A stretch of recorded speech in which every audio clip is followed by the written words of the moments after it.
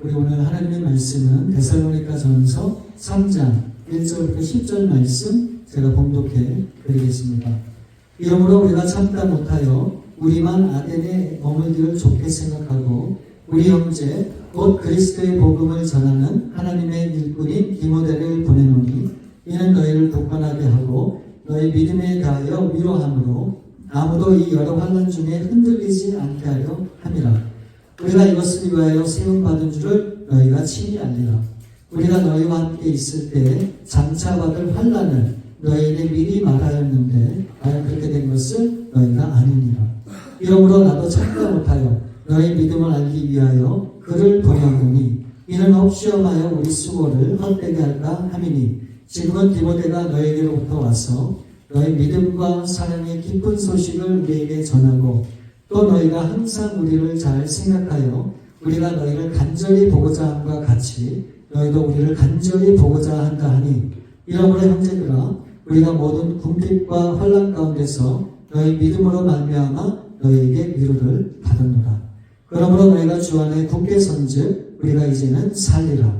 우리가 우리 하나님 앞에서 너희로 말미암아 모든 기쁨으로 기뻐하니 너희를 위하여 능히 어떠한 감사로 하나님께 보답할까. 주야로 심히 간구함은 너희 얼굴을 보고 너희 믿음이 부족한 것을 보충하려 하여 함이라. 아멘. 아멘.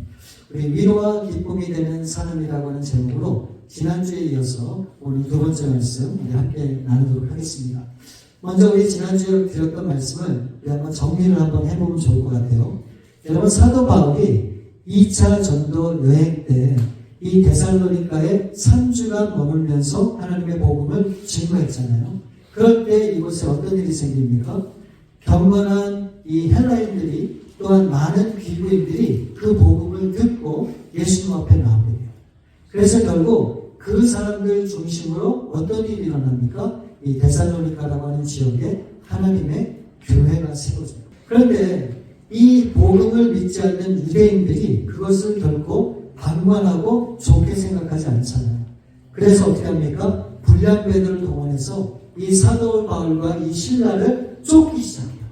그러니까 이 생명의 위협을 느낀 이 사도 바울과 신라가 이 데살로니가에 머물지 못하고 어떻게 합니까? 그곳을 피신해서 떠나게 되죠. 그래서 베르아를 거쳐가고 그래서 결국은 아덴까지 가게 되는 것을 우리가 지난주에 같이 말씀을 나눴습니다. 여러분 이제 막 세워진 교회를 놔두고 이 데살로니가 교회를 떠나야 했던 이 사도 바울의 심정 결코 한탄치 않은 거예요. 굉장히 마음에 큰 짐이 분명히 들었을 겁니다. 그래서 이 데살로니가 교회로 다시 돌아가고자 했지만 어떻게 돼요? 갈 수가 없었어요. 뭐 때문에? 사탄의 반응 때문에. 그래서 결국은 사도 바울이 이 데살로니가 교회로 가지 못하고 대신에 누가 가게 됩니까? 디모데가 가게 되죠. 디모데. 그러니까 하나님의 뜻은 이 사도 바울이 데살로니가 교회로 가는 것이 아니었고 결국은 그의 사랑하는 제자 디모데를 그곳에 보내는 것이 하나님의 뜻이었다라고 하는 것을 우리가 확인하게 되죠. 자, 여러분 디모데를 이제 보내서 이 데살로니가 교회를 굳건하게 하고 믿음으로 위로하고 어떤 어려움에도 흔들리지 않게 하기 위해서 이 디모데를 데살로니가 교회로 보낸 거예요. 반면에 사도 바울은 어떻습니까? 고린도 이제 가게 돼요. 그런데 이 고린도도 역시 아덴과 마찬가지로 더 많은 핍박과 어려움이 이 사도 바울 가운데 주어진 거예요. 여러분 우리는 여기서 하나님의 일하시는 방식을 분명히 보게 돼요. 보세요. 디모데는 이미 복음이 들어가서 믿는 사람들이 있는 그런 데살로니가 교회로 보내지게 돼요. 그리고 반면에 이 사도 바울은 그런 믿는 사람들이 없는 정말로 핍박과 어려움이 있는 아덴을 거쳐서 고린도에 가게 됐다는 거예요. 그럼 우리가 이렇게 생각해 볼 수 있어요. 누구는 편안하고 평탄하게 그렇게 하나님의 일을 하면서 살아가고 있지만 또 어떤 사람들은 하나님을 믿는다고 하는 이유 때문에 굉장히 큰 핍박과 어려움을 당하면서 그렇게 하나님의 뜻을 이뤄가는 사람들이 있다라고 하는 거예요. 여러분 생각에는 신앙 안에서 정말로 어려움이 크면 클수록 그런 사람을 하나님이 더 사랑하시고 그런 사람을 하나님이 하나님이 더 위로하시고 그런 사람을 하나님이 더 축복해 주셔야 되는 게 맞지 않나, 그런 생각을 우리가 할 수가 있잖아요. 근데 여러분, 하나님의 일하시는 방법, 하나님이 사람을 사용하시는 방법은 모든 사람이 처한 환경에 따라 다르게 역사된다라고 하는 사실을 우리가 분명히 알아야 돼요. 그러니까 같은 십자가지만 그 십자가의 무게는 사람마다 다 다를 수 있다는 거예요. 한 예로 마태복음 20장에 보면 어떤 포도원의 주인이 이제 그 일할 사람을 이제 부르기 위해서 이제 장터로 나가요. 그러니까 이른 아침에 나가갖고 어떤 사람을 보고 내가 당신에게 한 데나리온을 줄 테니 우리 밭에 와서 일해. 그리고 그 사람을 초대했어요. 그래서 이제 그 사람이 일을 하고, 그러다가 이 주인이 오전 9시에 또 나간 거예요. 그리고 12시에도 또 나가요. 그리고 오후 3시에도 또 나가요. 그리고 이제 일이 끝나기 1시간 전 5시에도 이제 그 장터에 나가서 일할 사람들을 이제 데리고 와요. 그러면서 똑같이 약속을 했어요. 한 데나리온을 줄 테니까 와서 일하라. 그러니까 많은 사람들이 이제 와서 일을 하게 되죠. 어떤 사람은 아침부터 와서 일하고, 어떤 사람은 이 일이 끝나는 1시간 전에 와서 일하는 그런 사람들도 있었단 말이에요. 이제 저녁 6시가 돼서 이제 모든 일이 다 끝났어요. 이제 사람들이 임금을 받기 위해서 줄을 쫙 섰잖아요. 1시간, 끝나기 1시간 전에 온 사람에게 먼저 이제 한 데나리온을 주는 거예요. 그러니까 아침에 일찍 와서 하루 종일 일한 사람은 어떤 생각이 들까요? 와, 저 사람은 1시간 일했는데 한 데나리온을 주네? 나는 하루 종일 일했으니까 엄청난 임금을 주겠다 라고 생각을 했던 거죠. 근데 결국은 이 주인이 똑같이 한 데나리온씩 줬다는 거예요. 여러분 보세요. 아침에 일찍부터 와서 그 하루 종일 일한 사람과 1시간만 일한 사람과 어떻게 똑같이 대할 수가 있습니까? 이거 불공평하죠. 그럴 수가 없다는 거예요. 주를 위해서 더욱더 헌신하고 열심으로 그 사람 삶을 드린 사람들은 하나님이 더욱더 큰 보상을 해줘야 되는 게 맞지 않나 라고 하는 생각을 우리가 할 수 있다는 거예요. 그러니까 우리는 하나님이 하시는 그 방법을 우리는 이해할 수가 없어요. 바로 하나님이 우리 사람을 보시고 판단하는 기준이 그렇게 다르다, 우리하고 틀리다 라고 하는 것을 우리가 알 수 있는 거예요. 여러분, 사도 바울은 이 아덴에서 복음을 전할 때 굉장히 큰 어려움을 겪었거든요. 그런데 이제 고린도에 와서는 더 큰 어려움에 직면하게 된 거예요. 그러니까 이 사도 바울이 얼마나 그 마음이 어렵고 힘들었겠습니까? 네, 그러던 중에 이제 그 데살로니가에 있었던 그 디모데가 드디어 이 사도 바울을 찾아오게 됩니다. 그래서 오늘 본 말씀 6절과 7절 말씀을 보시면, 지금은 디모데가 너희에게로부터 와서 너의 믿음과 사랑의 기쁜 소식을 우리에게 전하고 또 너희가 항상 우리를 잘 생각하여 우리가 너희를 간절히 보고자 함과 같이 너희도 우리를 간절히 보고자 한다 하니, 이러므로 형제들아, 우리가 모든 궁핍과 환난 가운데서 너의 믿음으로 말미암아 너에게 위로를 받아노라.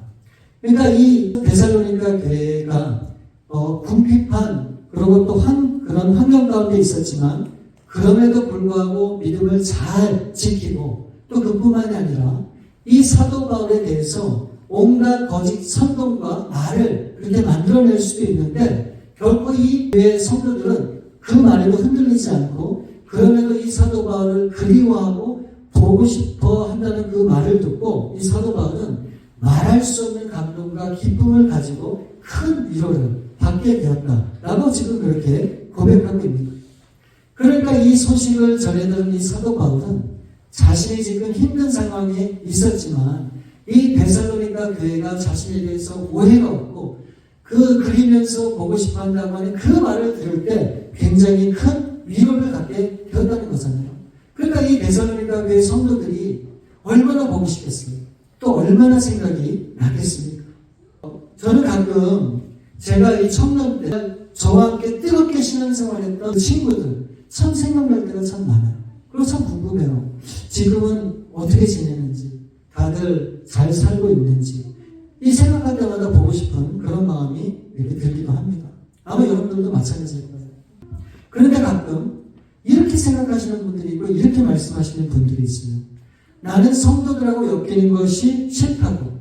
그러면서 우리 성도들은 예수님만 봐야지. 사람을 의지하고 기대했다가는 실망만 하기 때문에 나는 사람들하고 그렇게 관계 맺는 것도 싫고 어울리는 것도 싫기 때문에 나는 예배만 드리고 그냥 간다. 그렇게 말씀하시는 분들이 있어요. 여러분, 제가 분명히 말씀을 드리지만 그런 분들은 어떤 분들인가? 그분들은 신앙생활 하시는 분들이 아니에요. 그분들은 종교생활을 하시는 분이다 라고 제가 그렇게 감히 말씀을 드릴 수 있어요. 제가 오래전에 한번 말씀을 드렸던 기억이 있는데, 제가 예전에 신앙생활 했던 그 교회에 어떤 남자 권사님이 계십니다. 근데 이제 이분이 이 뉴욕에서 25년 동안 이제 그 지역에서 가장 큰 이탈리안 슈퍼마켓을 운영하시는 그런 분이셨어요. 그래서 우리가 이제 토요일마다 교회 가서 새벽 예배를 드리고 나면 항상 무릎을 몰려갖고 그분이 하는 슈퍼마켓 2층에 보면은 조금 이렇게 방 같은 게 있거든요. 항상 거기 모여서 같이 찬양도 하고 아침도 먹고 기도도 하고 나누기도 하고 너무너무 좋은 그런 은혜의 시간을 보냈던 그런 장소예요. 저는 그곳에 가는 게 얼마나 좋았는지 몰라요. 그러던 어느 날 8월 3일 정확하게 새벽 1시경에 그 가게가 불에 활활 타는 그런 동영상이 뉴스에 나와요. 제가 그걸 보면서 얼마나 마음이 아팠는지 몰라요. 그 순간에 제 이 마음이 울컥해서 눈물이 쏟아지더라고요. 그러고 나서 나중에 그 권사님에게 전화를 드렸어요. 조심스럽게 전화를 드렸죠. 그랬더니 권사님이 하시는 그 말씀이 첫 마디가 그래도 감사하다. 그 순간에 저는 그 권사님이 너무너무 보고 싶었고 가서 한번 이렇게 안아드리고 싶은 그런 간절한 마음이 제 마음 가운데 일어났던 그런 일이 저에게 있었습니다. 저는 그때 그것을 계기로 주님 안에서 이 성도들의 하나님이 무엇인지를 그때 깊게 경험하는 그런 계기가 되었었어요. 여러분, 저와 여러분들은 주님 안에서 영적으로 그런 연합을 이루는 관계라고 하는 사실. 나 홀로서는 신앙생활은 교회에서 있을 수는 없습니다. 우리는 교회 안에서 이런 영적인 연합으로 이루어져 있는 그런 공동체라고 하는 사실을 우리는 분명히 알아야 되는 거예요. 만약 그런 연합이 우리 교회에 없고 여러분과 우리 성도님들 사이에 그런 관계가 없다면 어쩌면 그것은 겉핥기에 껍데기에 불과한 그런 신앙생활을 하는 것으로밖에 이해가 되지 않습니다. 짧은 시간이지만 왜 사도 바울이 그들에 대해서 계속적으로 관심을 갖고 왜 끝까지 그들 가운데 가기를 원했는가? 여러분, 왜 그런지 아십니까? 이 사도 바울이 전한 복음은 하나의 지식을 전한 것이 아니었어요. 이 사도 바울은 자신의 삶과 생명과 그의 모든 것을 나눈 것이었어요. 어쩌면 그의 가지고 있는 그 심장을 떼어서 그들에게 전해준 것일 수도 있어요. 그렇기 때문에 그들이 마음이 아닌 거예요. 그냥 소홀히 생각할 수 있었던 관계가 아니에요. 그들은 나의 전부가 나의 생명이다. 그렇게 이 사도 바울은 생각을 했던 거예요. 여러분 보세요. 예수님과 이 제자들의 관계를 한번 생각해 보세요. 3년 동안 이 제자들이 예수님을 위해서 한 게 뭐가 있을까요? 제자들이 예수님을 위해서 하는 것. 저는 이 제자들의 삶을 보면 딱 3가지가 떠올라요. 뭔지 아십니까? 불신, 의심, 배신. 이게 이 제자들이 예수님을 한 전부라는 생각밖에 없어요. 그럼 반대로 여러분, 예수님께서 제자들을 위해서 한 일은 뭘까요? 예수님이 제자들을 위해서 그냥 좀 돌봐주고 칭찬해주고 이끌어주고 용서해주고 격려해주고 그렇게 갈까요? 제자들은 그랬지만 예수님은 이 제자들을 위해서 자신의 전부를 드리셨어요. 그렇기 때문에 이 못난 제자들을 3년 동안 데리고 다니면서 끝까지 그 마음이 변치 않고 그 제자들을 어떻게 합니까? 사랑하셨다는 거예요. 여러분, 그리스도인이란 어떤 사람인지 아십니까? 그리스도인이란 마태복음 25장 35절 40절 말씀해 보시면 아주 굉장히 잘 설명되어 있다고 저는 그렇게 믿어요. 자, 보세요. 내가 졸릴 때 너희가 먹을 것을 주었고 목마를 때 마시게 하였고 나그네 되었을 때 영접하였고 헐벗었을 때 옷을 입혔고 병들었을 때 돌보았고 옥에 갇혔을 때 와서 보았느니라. 이에 의인들이 대답하여 이르되 주여 우리가 어느 때에 주께서 주신 것을 보고 음식을 대접하였으며 목마른 것을 보고 마시게 하였나이까. 어느 때에 나그네 되신 것을 보고 영접하였으며 헐벗으신 것을 보고 옷 입혔나이까. 어느 때에 병드신 것이나 옥에 갇히신 것을 보고 가서 배웠나이까 하리니 임금이 대답하여 이르시되 내가 진실로 너에게 이르노니 너희가 여기 내 작은 형제 중에 지극히 작은 자 하나에게 한 것이 곧 내게 한 것이라 하시고, 여러분 이 말씀에서 그리스도인이랑 관계가 중요하다라고 하는 것을 말씀해 주시고, 특별히 어떤 사람과의 관계가 중요하다? 작은 자와의 관계가 중요하다라고 하는 것을 설명하고 있는 거예요. 우리는 이 말씀을 통해서 먹을 것을 주었고 마시게 했고 나그네 된 자를 영접받고 또 헐벗었을 때 옷을 주고 병들었을 때 돌봐주고 옥에 갇혔을 때 찾아와서 위로해 준 그 행위에 초점을 두고 이 말씀을 우리는 강조를 하는데, 여러분 이 말씀 속에서 우리 예수님께서 지금 주목하고 가장 중요하게 보시는 게 뭔지 아십니까? 그런 행위가 아니에요. 지금 여기에서 예수님이 말씀하신 그 강조하는 바는 이 작은 자라고 하는 거예요. 작은 자. 결국은 그래서 이 작은 자 한 사람에게 한 것이 곧 예수님 자신에게 한 것이다 라고 하는 것을 말씀하고 있는 거예요. 그럼 여러분 여기에서 설명하고 있는 이 작은 자는 어떤 사람일까요? 그 작은 자에 대해서 이 말씀이 그대로 설명하고 있어요. 자 보세요. 이게 저는 육적인 것뿐만이 아니고 영적으로도 마찬가지라고 생각해요. 자 보세요. 그 작은 자는 어떤 사람인가? 주인 사람, 또 목말라 하는 사람, 나그네 된 사람, 헐벗은 사람, 병든 사람, 옥에 갇힌 사람, 이런 사람이 작은 사람이다 라고 이렇게 이 말씀에서 우리 예수님께서 설명하고 있는 거예요. 그러니까 이 말씀을 뒤집어서 생각해 보면 예수님께서 지극히 이 땅에 작은 자로 오셔서 목말라하고 헐벗고 나그네 되고 병든 자를 위해서 예수님이 그 사람들을 돌봐주셨다라고 하는 것으로 우리가 이 말씀을 이해할 수 있어요. 그러니까 여러분 예수님이 어떻게 사셨다는 거예요? 그렇게 작은 자로 이 땅을 사셨다는 거예요. 3년 동안. 그런데 우리 예수님이 말씀하셨어요. 섬기는 것보다 더 큰 사람이 없다고 하는 거예요. 왜? 우리 예수님은 높은 분으로 이 땅에 오셨지만 가장 작은, 지극히 작은 자로 이 세상에 정말 쓸모없고 정말 허물이 많은 저와 여러분들 위해서 사셨다라고 하는 것을 우리가 이 말씀을 통해서 우리가 보게 됩니다. 여러분 예수님께서 만나셨던 사람들 한번 생각해 보세요. 어떤 사람들이었을까요? 그런 사람들. 명예가 있고 잘 살고 행복하게 이 땅의 삶을 누리면서 떵떵거리고 사는 그런 사람들 예수님이 만나셨나요? 아니에요. 예수님이 만나셨던 대부분의 모든 사람들은 다 작은 사람이었어요. 아픔이 있었고 상처가 있었고 온갖 문제들로 가득한 사람, 그런 작은 사람들을 예수님이 찾아다니셨고 또 그런 작은 사람들이 예수님을 찾아왔고, 그래서 그런 사람들을 복음으로 하나님이 새롭게 해주시고 위로해 주시고 또 진리로 그 사람들의 삶을 바꿔주신 것을 우리가 보게 돼요. 여러분 오늘날 교회의 위기가 뭐라고 생각하십니까? 저는 이 작은 사람들에 대한 그런 마음을 우리가 잃어가고 있는 게 우리 교회의 위기라 저는 그렇게 생각해요. 이제는 더 이상의 작은 사람들이 보이질 않아요. 이제는 사라지고 없어요. 이 사람들의 관심도 없습니다.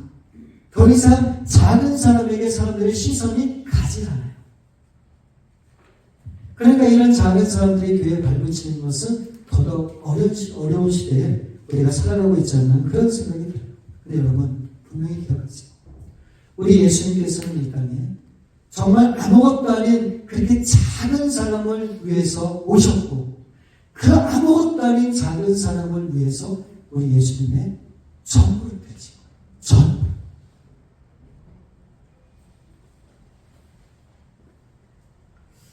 여러분, 복음이라고 하는 것은 단순히 구원 얻는 방정식을 전하는 것이 아닙니다.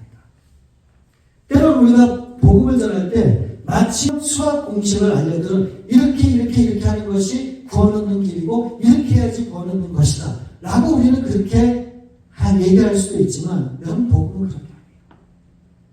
이 복음 안에는 생명이 있기 때문에 절대 그렇게 해서 그런 역사가 일어나는 것이 아니란 말이에요.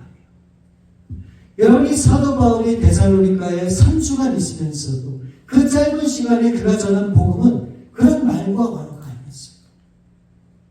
정말 이 사도 바울은 자신의 모든 것을 다해서 생명을 걸고 그들에게 하나님의 그 귀한 사랑과 은혜를 정말 있는 것을 다해서 전했을 것이다. 저는 그렇게 분명히 믿습니다.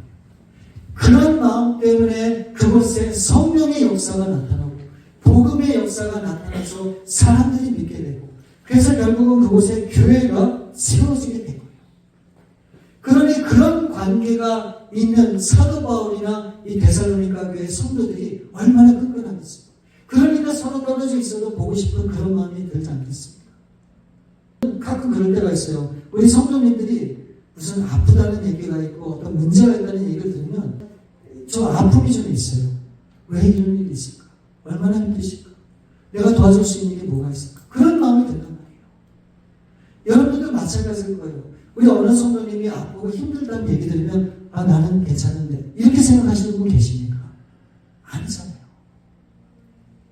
주님 안에서의 우리 성도님들의 관계가 그렇다는 거예요. 이 사도 바울과 이 데살로니가 교회 성도님들하고 그런 끈끈한 관계에 있었기 때문에 떨어져 있지만 자꾸 생각나고 보고 싶고 그런 마음이 들었던 거예요. 그래서 이 사도 바울이 오늘 7절 말씀에 이렇게 고백을 합니다. 이러므로 형제들아, 우리가 모든 궁핍과 환난 가운데서 너의 믿음으로 말미암아 너에게 위로를 받았다. 이 구절에 보면 지금 현재 사도 바울이 어떤 환경에 있는지를 설명하고 있죠. 어떤 환경에 있습니까? 궁핍하다고 얘기하고 있어요.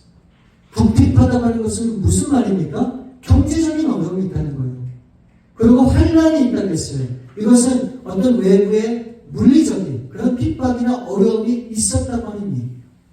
그러니까 이 사도 바울은 말할 수 없는 그런 고통 가운데 신음하고 그런 가운데 처해 있는 자신의 현실을 그렇게 고백하는 거예요. 그러면서도 지금 뭐라고 얘기합니까? 이 데살로니가 교회 성도들이 흔들리지 않고 믿음 안에 서서 이 복음의 진리를 붙들고 그러면서도 끝까지 그렇게 나가는 그 모습을 보고 이 사도 바울이 너무너무 큰 위안을 받았다 라고 그렇게 고백하고 있는 거예요. 그러니까 이 정리하면 이런 말이에요. 이 사도 바울은 이 고린도에 내려가서 굉장히 큰 핍박과 어려움을 당하는 상황이에요. 소망이 보이지 않아요. 앞으로 어떻게 전도해야 될지 모르겠어요. 앞으로 그곳에서 어떻게 버텨야 될지 모르겠어요. 그런 위기에 있는 이 사도 바울 가운데 이 사도 바울이 위로를 받게 된다. 누구 때문에? 바로 이 데살로니가 교회 성도들의 신앙과 믿음 때문에. 그러면서 8절에 이렇게 얘기를 하는 거예요. 그러므로 너희가 주 안에 굳게 선즉 우리가 이제는 살라. 여러분, 사도 바울이 자신이 힘들기 때문에 죽겠다 그렇게 얘기한 게 아니에요. 그는 알았거든요. 복음을 전하고 그렇게 사는 것이 결코 쉽지 않다는 것은. 그러나 이 사도 바울이 정말 그를 힘들게 했던 것은 뭐냐면 이 하나님의 복음이 전해지지 않고 사람들이 그 복음을 모르고 이 복음 앞에 나오지도 않는 그 모습을 보면서 너무너무 답답했던 그런 심정이 지금 이 죽겠다고 하는 그런 표현과 마찬가지예요. 그럼에도 불구하고 이 데살로니가 교회에 있는 교인들은 여전히 믿음 안에 서서 정말 신앙으로 전진하는 그 모습을 보면서 와! 나는 힘들어도 너는 그렇게 신앙생활을 잘하고 그 교회를 그렇게 잘 세워가니 너무너무 기쁘다. 그래서 내가 살겠다. 라고 그렇게 고백을 하고 있는 거예요. 여러분, 이 말씀을 통해서 이 사도 바울이 어떻게 힘과 용기를 얻습니까? 바로 그의 주위에 있는 사람들, 믿는 사람들을 통해서 그 사람 한 사람이라도 그 사람이 믿음 안에 굳건히 있어서 그렇게 신앙생활하는 모습을 보면서 소망을 갖게 됩니다.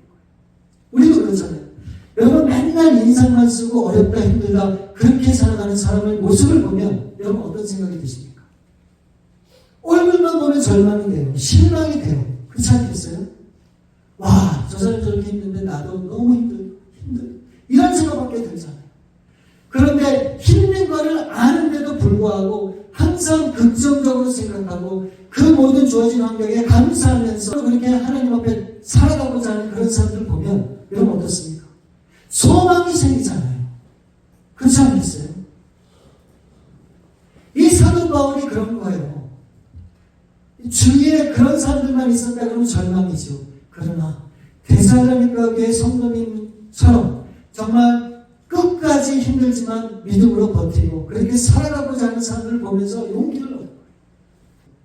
여러분 이 세상이 정말 밝게 보입니까? 소망이 있어요? 없잖아요. 온갖 죄악과 정말 엄청난 그런 죄악이 우리를 묶고 사로잡고 하는 데 얼마나 많습니까? 그러니까 어떻게 보면 앞으로 미래가 큰 걱정이 될 수밖에 없죠. 그럼 이 세상 사람들은 사실은 절망이죠. 우리도 힘들고 어려운데 이 세상 사람들은 어떻겠습니까? 그렇다면 우리가 어떻게 해야 될까요?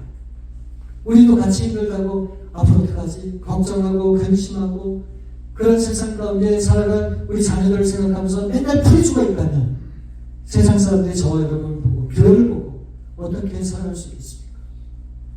같이 절망하고 같이 힘들 생각 없다. 그래서 우리가 해야 될 일은 무엇인가? 하나님이 우리에게 주신 그 사랑과 하나님이 우리에게 보여주신 그 은혜를 붙잡고 오늘도 비록 힘들지만 주님을 의지해서 힘을 얻고 나가야 돼요.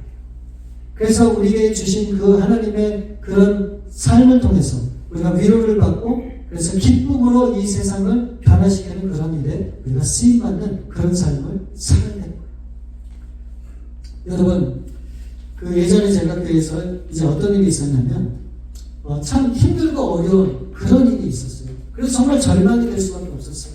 낙담이 되고 앞으로 어떻게 될지 고민도 많이 되고 그런 가운데 정말 힘들게 당시에 살아가는 어떤 한 형제가 있었는데 그 형제를 보면서 제가 큰 힘을 얻었던 그런 적이 있습니다. 그 형제는 분명히 너무너무 힘든 상황에 있었고 정말 이루 말할 수 없는 아픔이 그에게 있었다. 그걸 제가 알거든요. 그럼에도 불구하고 만날 때마다 볼 때마다 오히려 사람들을 격려하고 사람들에게 긍정적인 말을 하고 소망을 심어주고 하는 그런 모습을 보면서 제가 굉장히 큰 도전을 받았던 그런 기억이 있습니다. 우리도 바로 그런 사람이 되는 거예요. 바로 어쩌면 여러분들의 그 위로와 기쁨을 통해서 정말 힘들어하고 어려워하는 사람들이 다시금 힘을 얻을 수 있어요. 소망을 얻을 수 있는 거예요. 그러니까 내가 어떻게 믿음으로 이 세상을 살아가느냐가 너무너무 중요한 거예요. 오늘 이 말씀에 있는 것처럼 이 사도 바울이 이 데살로니가 교회 성도님들을 통해서 정말 위로를 받고 다시 한번 기쁨을 회복했던 것처럼 여기 계신 우리 사랑하는 성도들이 그런 삶을 우리가 살아가야 된다. 저는 그렇게 분명히 믿어요. 여러분 어려운 일이 있죠. 힘든 일이 있죠. 그것은 다 주님 앞에 내려놓으세요. 그리고 주님 앞에 간구하세요. 하나님 도와주세요. 역사해주세요. 그러면서 어떻게 해야 됩니까? 그럼에도 말씀을 붙잡고 그 주님을 의지해서 정말 떳떳하게 당당하게 주님을 바라보면서 그렇게 살아가겠다라고 결심하고 나갈 때 바로 여러분들의 그런 얼굴과 미소와 또 여러분들의 그 발과 그런 손을 통해서 우리 하나님이 분명히 역사하고 정말 절망 가운데 있는 누군가가 여러분들의 그 한마디의 그 말과 미소를 보고 큰 용기와 도전을 받고 또 다시금 그런 슬픔 가운데 있는 사람들이 기쁨을 회복하는 그런 일이 분명히 있을 것이다. 저는 그렇게 믿습니다. 그래서 위로와 기쁨을 나눠주는 그런 일에 쓰임받는 여러분들 될 수 있기를 우리 주님의 이름으로 축원을 드립니다. 우리 이 시간 함께 기도하는 시간 갖겠습니다. 오늘 이 사도 바울은 누굽니까? 하나님이 세우신 하나님의 큰 일꾼이에요. 그러면서 그가 힘들어하고 어려운 가운데 절망 가운데 있을 때 그를 일으켜 세우고 그를 다시금 그에게 소망을 준 사람들이 누구예요? 바로 그 사람들은 데살로니가에 있었던 성도들이에요. 여러분, 우리도 그와 같은 많은 사람들에게 영향을 끼칠 수 있는 그런 충분한 그런 능력을 가진 사람들입니다. 여러분들의 작은 미소와 여러분들의 작은 그런 행동과 말이 많은 사람들을 살릴 수 있어요. 그리고 절망 가운데 소망으로 이끌 수 있습니다. 내가 어떻게 살아가느냐가 그런 게 너무너무 중요한 거예요. 우리가 이 어두운 세상 가운데 이 세상을 변화시키고 세상 사람들에게 진리의 복음을 전하기 위해서는 우리가 이 세상 사람들에게 그런 밝은 그런 소망을 심어주고 위로해주고 기쁨을 나눠주는 것이 필요하잖아요. 여러분, 힘들다고 너무 낙심하고 절망하고 그렇게 가리지 마시고 그 모든 것은 주님 앞에 다 내어놓으시고 기쁜 마음으로 복음을 들고 그렇게 나가실 수 있길 바랍니다. 그래서 하나님, 이 시간 하나님이 우리를 위로해 주시고 다시 한번 기쁨이 되는 그런 하나님의 백성들로 설 수 있도록 도와주옵소서. 그래서 이제 더 이상의 절망과 낙심으로 내 자신이 무너지는 그런 인생이 아니라 주님으로 인해서 다시 한번 이 세상을 변화시키는 하나님의 귀한 일꾼으로 쓰임받도록 도와주옵소서. 그런 마음으로 이 시간 다시 한번 간절히 하나님 앞에 기도하시겠습니다. 아버지 하나님, 감사합니다. 오늘 이 사도 바울을 통해 다시 한번 이 사도 바울을 일으키고 또 세워준 사람들이 가리바니 데살로니가 교회 성도님들이었다고 하는 것을 우리가 다시 한번 보게 됐습니다.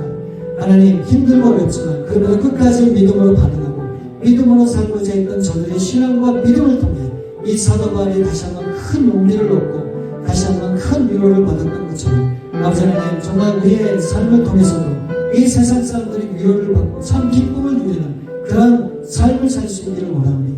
우리 귀한 우리 성도님들 한 분 한 분을 통해서 역사해 주시고 우리를 사용해 주셔서 정말 이 어두운 세상에 참 소망을 전해주고 이 어두운 세상 가운데 많은 사람들을 주 앞에 이끌어 이제 기쁨으로 살아갈 수 있는 삶을 열어주게 도와주시고 아버지, 정말 수많은 사람들을 정말 주님 앞에 인도함으로 정말 영원한 생명을 저들에게 나눠주고 이제 천국의 그 기쁨을 함께 누리는 그 복된 삶을 되시도록 하나님 역사에 주옵소서.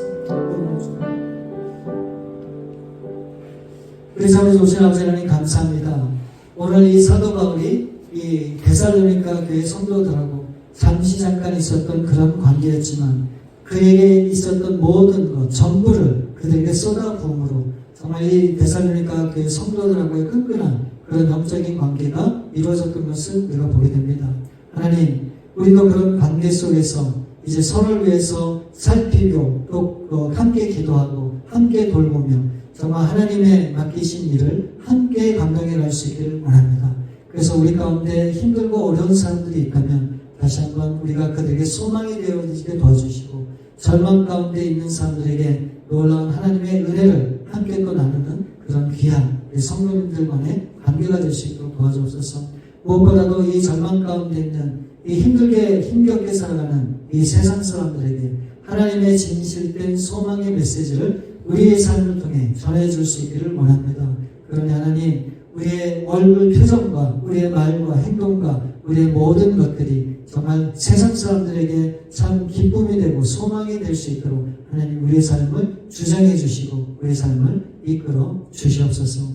그래서 항상 기뻐하라고 감사하라고 하신 주님의 말씀을 기억하면서 그렇게 살아가 정말 이 세상 사람들을 변화시키고 이 세상 사람들에게 참 하나님의 놀라운 사랑을 증거하고 나타내는 우리 귀한 성도님들로 온전히 쓰임받을 수 있도록 우리 주님 역사해 주시옵소서. 모든 것을 우리 주 앞에 감사함을 드리옵고 우리 거룩하신 주 예수 그리스도의 이름으로 기도하옵나이다. 아멘.